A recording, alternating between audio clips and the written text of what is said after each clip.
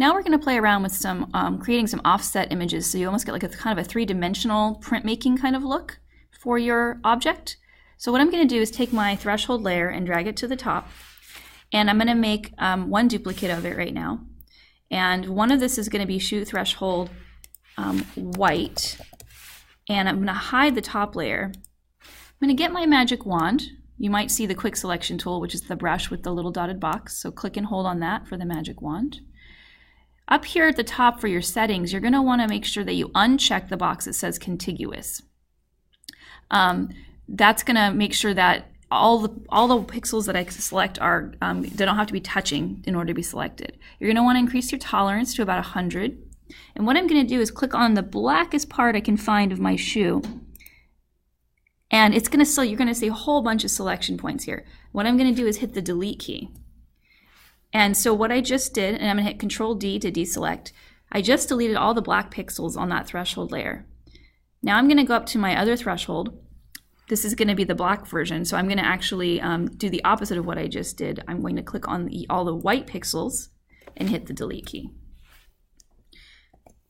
So it looks like it's still there, but if I hide the lower layer, you'll see only the black pixels are selected. Okay, so now what I want to do is I'm going to make two copies of this. So Control J twice, and I am going to now click on a black pixel again in here, solid black, and I'm going to go up to Edit, and I'm going to click Fill. Where it says Contents, I want to change this to a color. So I can choose whatever color that I want, whatever feels right for me. Something that's going to really contrast each other. So I'm going to hit OK.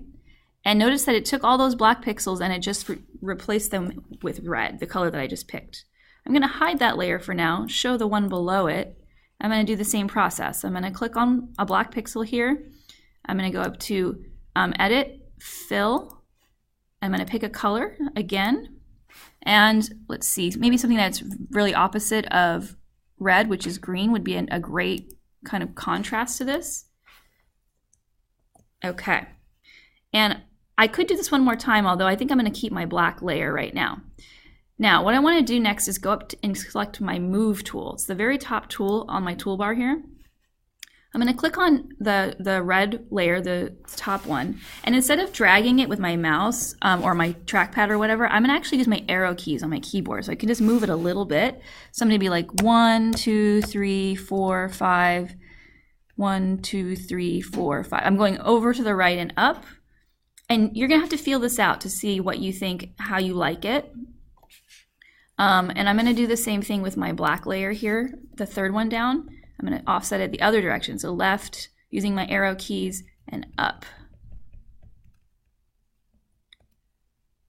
And you're starting to see you're getting this sort of three-dimensional kind of quality to this. I'm going to hide these all for just a moment, and I'm going to show my white layer. Now I'm going to use my magic wand, click on the white pixel, and I'm going to fill this with a color too, so that I have something that's going to be against the, like kind of filling in the white, where the white spaces were for my shoe. So I'm going to pick another color. I'm going to do maybe like a bright blue. And I'm going to hit OK. OK. OK. So now I'm going to turn on my other layers so you can see them. And now you can see I have this really neat kind of offset image with my shoe. And what I'm doing right now is I'm going to move my red layer a little bit more because I don't see it very much. The other thing I want to notice is that right now I have blending modes turned on for my my layers. So right now it says lighten. So I'm actually going to click that and say normal so that I can actually see the colors as I selected them. You can play around with these, of course. But right now I'm going to just go ahead and make everything normal. And that way they're not layer blending, rather I can see through them. I mean, I can see them overlapping each other. You can also play around with the order of the layers too. That's another fun thing to do. Oh, I kind of like that. And again, you can play around with offsetting it more or less.